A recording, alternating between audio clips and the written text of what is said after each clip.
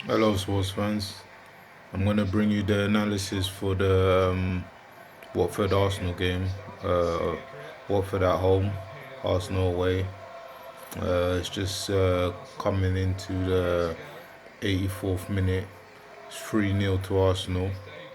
They took the lead through Alexis Sanchez.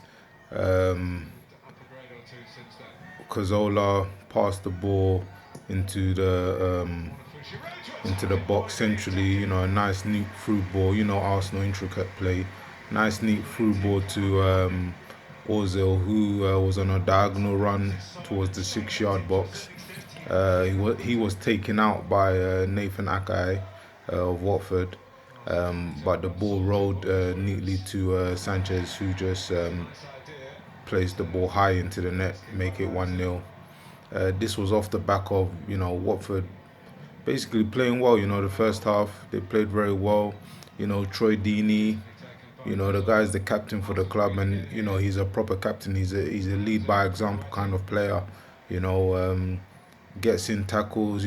Clearing balls off the line at the back. He's an all round player. He's like I know it might sound silly, but if you can imagine Didier Drogba in his pomp when he was, in his peak, yeah, a player of Didier Drogba's caliber playing for a team like Charlton Athletic. Can you imagine, such a great player playing for a mediocre team? No disrespect to Charlton, but that's how I feel Troy Deeney is playing now. He's clearing balls off the line, getting back into midfield, tackling.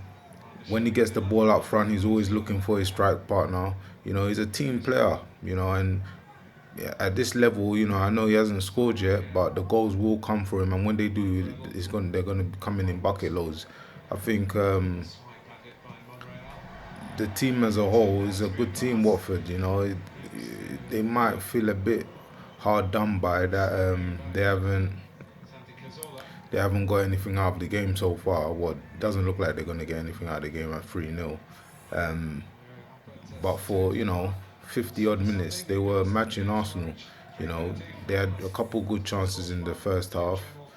That they might have scored from, but yeah, I'm first time watching Watford. I'm quite impressed with them. Second goal was scored by Giroud. He came on for Walcott, who didn't really do nothing in the game, but you can say that Watford defended very well. And moreover, they haven't conceded two goals, more than two goals, to any team at their ground. So you can tell the caliber of defending that they're putting up when they're at home. Um, so Giroud scored the second goal to make it 2-0, and then the third goal was scored by um, Ramsey, who had a chance early on that missed. So he had a goal coming. Bellerin floating in from the right hand side. He had the ongoing running battle with Nathan Akai all game. Two young, pacey, a right back and a left back. Young guys, they were battling each other to see who's the best. So this time Bellerin got the better of him, came inside. Akai on the slide tackle missed. Um, Bellerin, played a side ball towards Ramsey, whose shot was deflected into the net to make it 3-0. You know, um, Arsenal, before the international break, obviously they beat Man U 3-0. First 20-25 minutes of that game, they were, unstoppable. But then obviously they went 3-0 up, so they had something to protect. So, in the second half, Man U started playing, even though they didn't score, they were playing a better football, better game than Arsenal were. In this game with Watford, um, I feel in the first half Watford played better. They had more clear-cut chances. They looked hungrier. And Arsenal were just basically waiting for them to make a mistake. But there have been no individual mistakes in this game. Even the goals were not individual mistakes. Arsenal had to play. They had to pass. They had to do, they had to show their class basically to score those goals. And they have worn Watford down, in terms of fitness, in terms of class. I mean, the first goal, Etienne Capoue, who I've been very impressed with. I don't know why Tottenham sold him. He's a very good midfielder, very capable.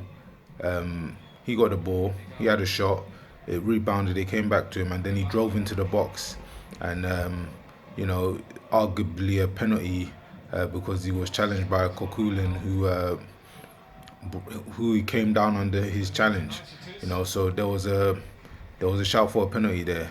Referee waved it off, and Arsenal went straight up the other end and scored. So the way I was looking at it is that, Watford have been concentrating for the full, to the 100% percentile.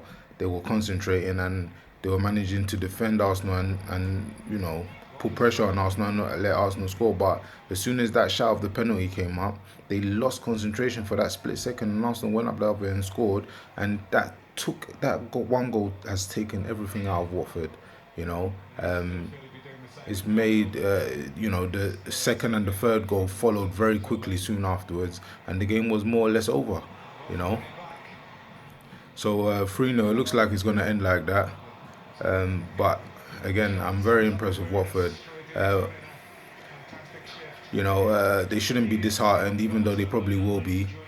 But they should forget about it very quickly, because a lot of teams are going to come to Vicarage Road this season and struggle, because they have played a very good game and they're a very strong team.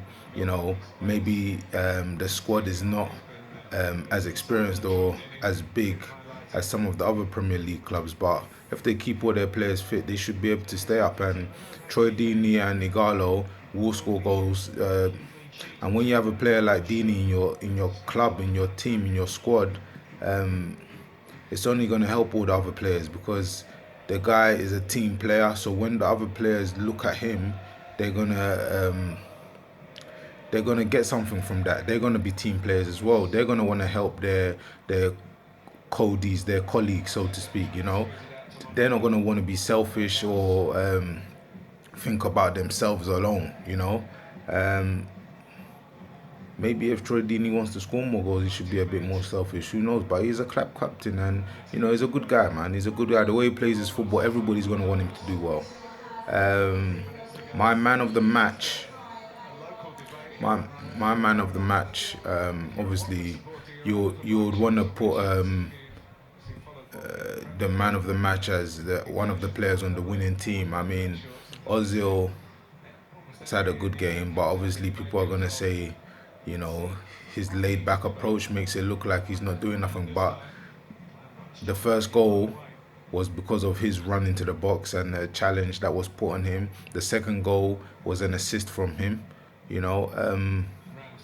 So if you look at it from that point of view, Ozil has been a standout player. Coquelin has done well. I've just seen in the bottom left of my picture, Chamberlain. I feel very sorry for him, because Alexis Sanchez has been away with Chile. He's played 2 games in a row on international duty. He's been flying across the world, back and forth, jet lag, and he still started the match. At the end of the day, Arsenal have to play Bayern Munich on Tuesday. You would think that they would have rested Sanchez, but that's how desperate Wenger is right now to keep winning in the Premier League and keep himself in a good position just in case they might win, the Premier League. But players like Chamberlain are suffering because they're not getting game time, and then they're losing confidence. You took off Walcott in the 63rd minute. In a game like this, Walcott will want to play the whole game, because even if he doesn't have no chances for 80 minutes, in the last 10 minutes he might bang a goal. Look, as soon as Giroud came on, he scored. That could have been Walcott, and that would have been building up his confidence. But anyway, let me get back to my man of the match. Man of the match for me,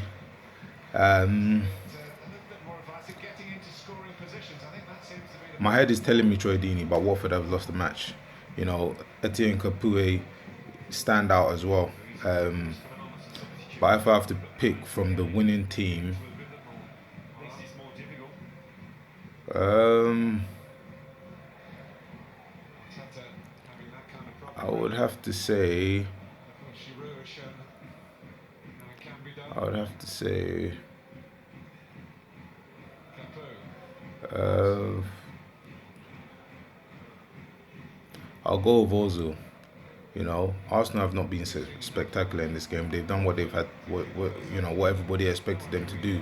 Obviously, in seasons gone by, they would have probably come to Watford and the way Watford have played and drawn. It could have been so different if Watford had scored an early goal in this game.